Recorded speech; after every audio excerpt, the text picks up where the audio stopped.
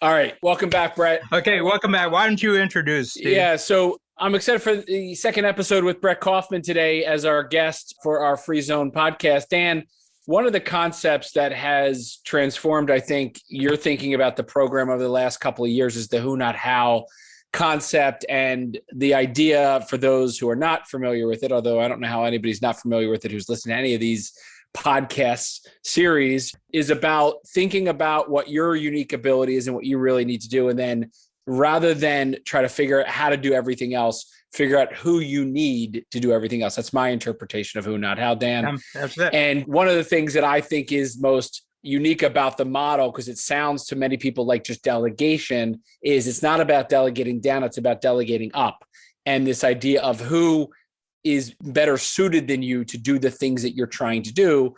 And one of your breakthrough exercises that you just asked us to do that I thought would be a really great way to kind of segue into our conversation today is why you're a great who for other people, while other people might want to partner with you or collaborate with you, rather than always looking at who you need to collaborate with to get what you want done. Can you kind of break that down a little bit and then maybe walk us through how that we might apply it in both what Brett and I are doing with our communities, but how you're thinking about it for Strategic Coach? Steve, in the previous podcast, we talked about that there's kind of a participatory democracy kind of happening in a lot of different industries, different areas, a lot of it enabled by technology that allows people who've got an idea, who've got talent, just to get together, regardless of what status they have in their community. And I was saying, going way back before we had the who, not how concept, entrepreneurs used to say, well, where I live, I live somewhere. We just don't have great people to hire here. And I said, well, I find there's great people everywhere. The problem here, maybe they're not looking for you. So I said, who do you have to be that great people would want to come and talk to you? Okay. So in the who, not how context, just updating it to the present time, I'm really good at certain things. And there's some areas where I haven't met my match. One thing is spotting people's unique ability. I think I can talk to somebody for about a half hour, and I'm pretty close to where the center is. And you can just tell by the energy that they talk about certain things and don't use energy when they're talking about other things. So my feeling is that the thing that you love to do most, the thing that you do best, is where you have the most energy. And the activity itself gives you energy. It doesn't use up energy. My mother told me when she was 75 that I had this when I was 6 or 7 years old, from reports of adults who would talk to me, and I'd keep them talking for a couple hours when I was a kid. So the thing about who, not how, is that it tells you why entrepreneurs don't grow. And the excuse is they don't delegate. And I said, you know something? For an entrepreneur, I think delegation is just about the worst how in the world. You have to create what you want to delegate. Then you have to teach the person. Then you have to manage the person. Then you have to monitor the person. And then probably somewhere along the way, you probably have to fire them. Just the worst set of hows that any entrepreneur can have. But finding somebody who's really got skill in an area that you don't have, that all you have to do is tell them what the goal is, and they say, I know exactly what you're looking for. That's really enjoyable. Yeah. What do you think it takes for someone to fully grasp how much better it can be by thinking about that delegation differently? Well, tell me your experience here. Tell me experience. Well, what is the thing that you've most dreaded about? And Steve, we've been together for 23 years since I first met you. What do you dread the most? What do you hate the most? What drains you the most about being an entrepreneur and growing a company? Yeah, managing. You just outlined three things that it's like, wait, I got to teach them, then I got to follow up, and then I got to ask how it's going. The underlying operating day to day. Yeah. You have to motivate them.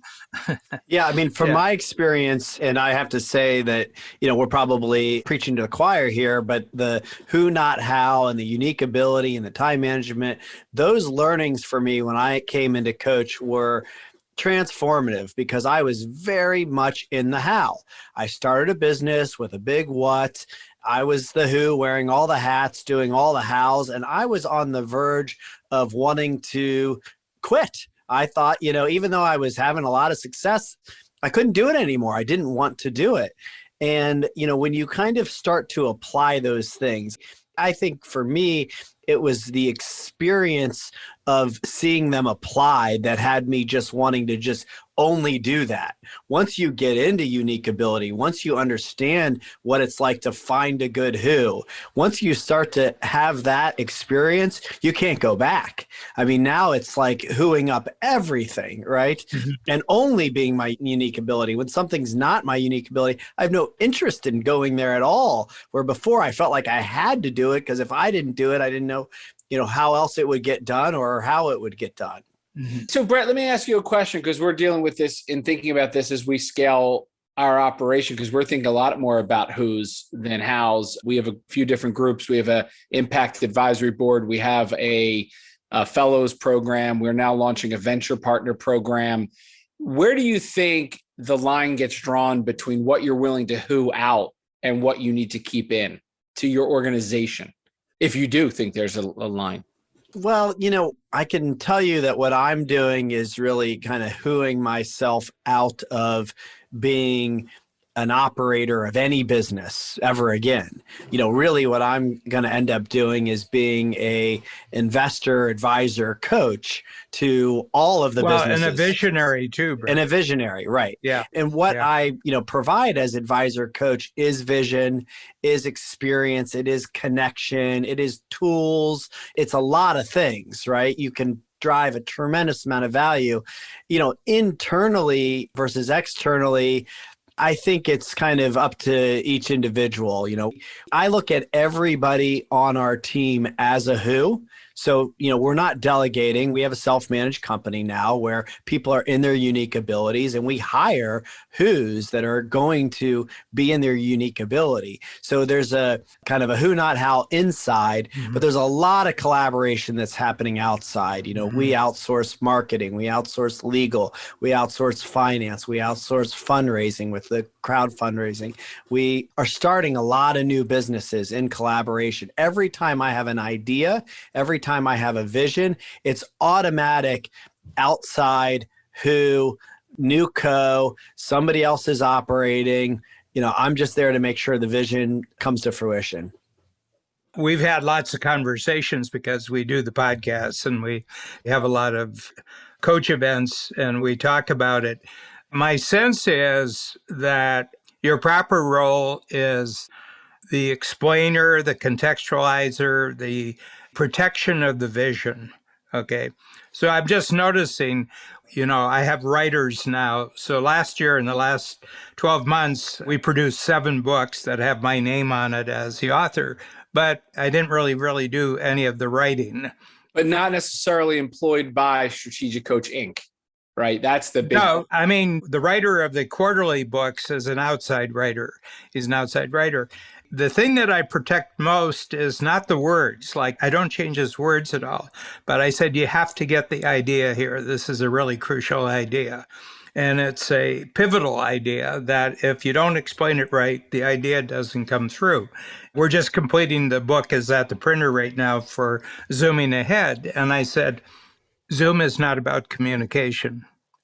Zoom is about transportation, that you are actually somewhere else. And nobody's traveled as much in their life as they have over the last 12 months, except physically you didn't go anywhere. You just transported yourself to another place. And I said, this is actual transportation, but there's no regulation. There's no taxation. You're here, 3 clicks, you're there, and that's it. So anyway, I had to really zero in and say, this is the crucial idea. You got to get this idea right. And I think every entrepreneurial venture and every entrepreneurial innovation, there's a pivotal idea where you're suddenly shifting things to an entirely new way of doing things. And I think it's the lead entrepreneur's role to actually protect that pivot. It's interesting to think about an organization built this way. I think back 15, 20 years ago, it was really novel to think about building a remote first organization, one that didn't have an office, one that operated in the cloud, that used collaborative technologies. It was frowned upon to not go into an office and to not have people sitting together 9 to 5. And now, obviously, especially in a post-COVID world, there's lots of massively, transformational, multi-billion-dollar businesses publicly traded that are proclaiming to now be remote first, especially post-COVID, and not putting people back into an office. Do you suspect this is one of those kinds of shifts where 15, 20 years from now, there will be organizations with equity value? Because I'm not talking about small businesses. I'm talking about real big businesses built without the idea that employees are needed to ascribe equity value to it, but the collaboration machine is at work with lots of who's doing the work? So I use two terms. I use teamwork inside, I use collaboration outside, just to differentiate what I'm talking about. But in both cases, you're looking at unique ability of the individual. Okay, so in Coach, we never call our employees, we call them team members. And I said, there's only two things you have to get right here when you work for Coach. You got to take your unique ability as seriously as we take it. In other words, I take your unique ability seriously. The big thing is that you have to take it as seriously as I do. And then the other thing is you have to be really good at matching up your unique ability in teamwork with somebody else's. Those are the only two things you have to remember. We have 70% of our team members have been with us for more than 10 years. 25% have been more than 20 years. I said, there's just something you got to get right. And I think that we're talking now with you with Startup Health. The whole idea is you don't give $10 billion to a single R&D laboratory and expect them to solve the problems of humanity. You create 360 separate R&D labs, and you create a funding mechanism that allows each of them to innovate, 1, 2, 3, or 4 innovations a year, where a big lab would, it'd produce some interesting stuff, but it would be a monopoly and it wouldn't go anywhere. So what you're creating is really a very, very innovative network of people who are passionate about making a breakthrough in part. Well, that's a novel idea, and it has to be protected because that differentiates you totally in the market. Whatever differentiates you totally in the marketplace, that's the idea that the entrepreneur has to protect. Brett, how do you think this applies in the real estate world, especially when it seems like historically there have been a whole bunch of who's coming together to build projects or finance projects?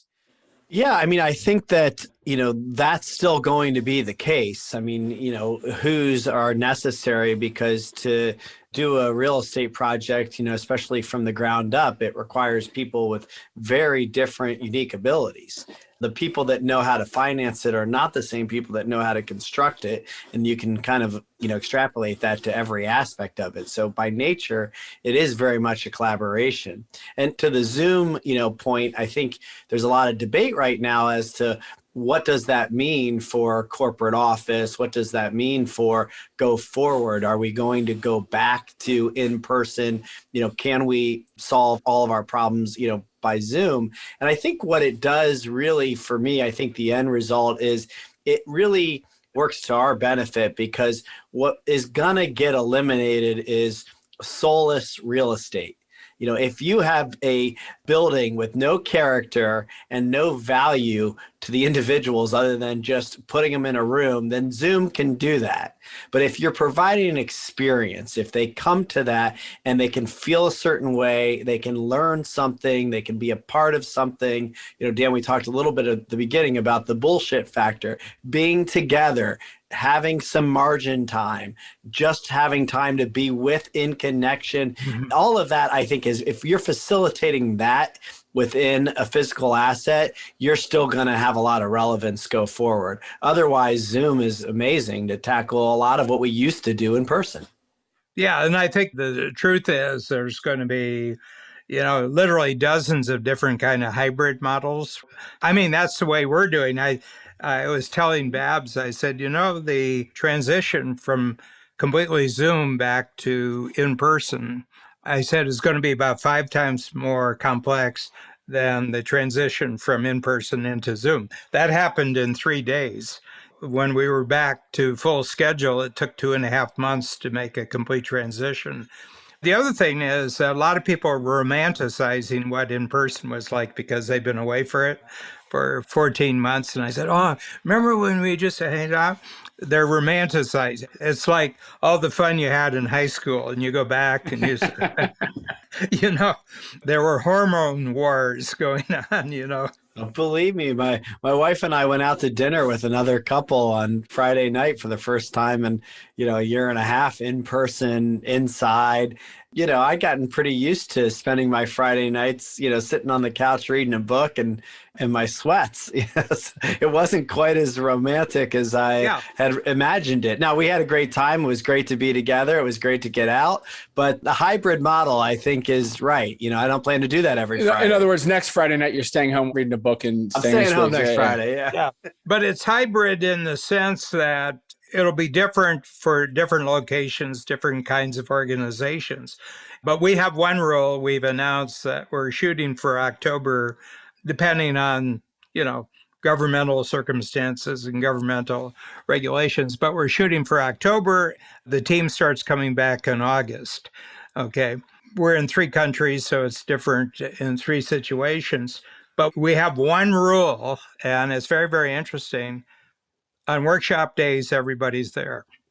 When we're having workshops, full staff, everybody's there.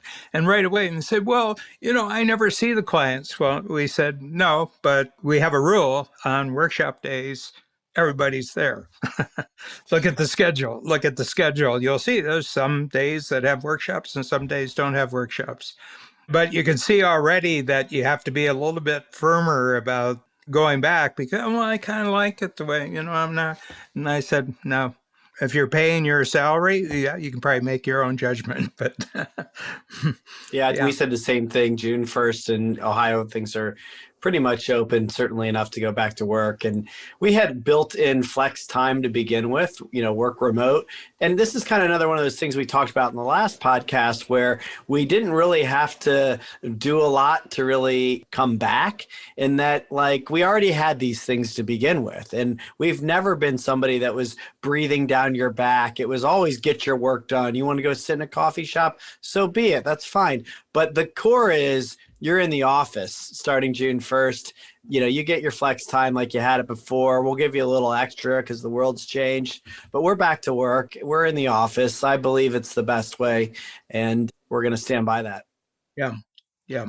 Interesting. We're not. We actually closed up our offices for good last year, and we have companies all over the world. So for us, operating in Cloudlandia and virtual and all of our programming suits itself better this way anyway. Yeah. And we've gotten really used to, I think, the accountability and the responsibility and the follow through being done wherever they are. But again, I think our organization and our platform is set up for that. So interesting times ahead. But this who, not how as a free zone strategy, I think it's early. I think the COVID experience the last 12 or 15 months is going to accelerate the availability of who's to get all of the stuff done that we're all trying to get done. And the willingness for people to do that, I think, is only getting stronger each day. Well, the interesting thing about this, as the world gets more technological, there's actually a higher premium for really great human abilities. The value of human abilities goes up exponentially as technology becomes exponentially more useful. I just noticed it with Zoom because Zoom is a full dose of technology that, wasn't chosen. You were more or less forced into it. And I'm just using Zoom because other people use other platforms, but Zoom has captured the spirit of what we're doing here. I've just noticed it around things like people being late. Where there was a whole language, there was a whole conversation in person. Oh my gosh, they've closed down this road and they've closed down this road. And there was a sort of understanding feeling, yeah. But it was kind of like a routine. It was like a comedy routine of why you were late. Somebody's late for Zoom and you say, Well, you were in the kitchen. It was 20 feet. Why were you late? And I just noticed that Zoom cuts you off if you have any excuses. Why you didn't show up on time, why you didn't show up prepared, why didn't you do what you did? There's a real emphasis. Look, these times together are really precious. Deliver the goods when you get together. And I think that's going to leave a permanent imprint on the most talented people and the most productive teams, I think, are going to follow on from there. Yeah. Biggest insight from today's conversation, Dan? The one thing that I'm really thrilled about is the way that who, not how has just become a way of talking about things. And in coach settings, the moment you say who, not how, everybody knows what you're talking about. Yeah. That's the biggest thing. I tell you, we've got about 900 reviews on Amazon. It's about 4.6, I think, out of 5 stars is about 4.6. One bad review gave us a 1. He said, "Why do you read the book? The answer's on the cover." I said, "That's actually a pretty good review." That's funny. Yeah, it was funny. Brett, your biggest insight? Yeah, I like this idea that we started with, which is, what makes you a good who? What qualifies you to be a good who? I think that's really a great reframe and a great question that we all should be asking, really understanding and being able to articulate what makes me a good person to partner with, what makes me add value. Why would you want to work with me? Well, here's why. It's really like another way to tell somebody, here's my unique ability. And if this isn't a fit for you, then I'm not the right who for you. Yeah. It can kind of work both ways, both to kind of explain and also to kind of weed out what it is that you don't want to do. I really like that idea of being super clear on what makes you a great who. Yeah. Mm-hmm. Dan, you've said it before, so it's definitely not the first time I heard it, but when you describe teamwork internally and the who collaborations externally, I think about the coaches, the associate coaches you've had for the last 25 plus years, and how that is a perfect example of, you had an entire coaching team that weren't employees of Strategic Coach. They were collaborators and partners, but there was teamwork internally to support them. Yeah. And I just think there's something very impactful. I want to unpack it a little bit on subsequent conversations around the kind of organization you need to build to be a good who collaborator. So what kind of internal teamwork do you need, and then external who's. But when you really think about some of the growth of Strategic Coach going back 25 years, it wasn't, you doing all the coaching. It was you building a who network of coaches to coach the material you created in their own unique way. So just interesting dimension I hadn't thought much about before today. The interesting thing is that on average, we have 17 coaches, and the average time coaching is about 16 years. So 17 times 16. I've never seen them coach for even a minute. I've never seen any of the coaches coach. Love it. Never watched a video, never listened to an audio, never seen it. And I said, we have to have a team that selects them, trains them, supports them. And I said, it can't be me. Love it. That's great. Amazing, great. Too. Because I've had the benefit of learning from some of those coaches, and I can tell you that they're really good at what they do, and they're really good at getting your ideas across. And so it's amazing that you've actually not had to put a hand in that. I never knew that. Yeah. The ultimate who's. Yeah. Yep. For you. Great.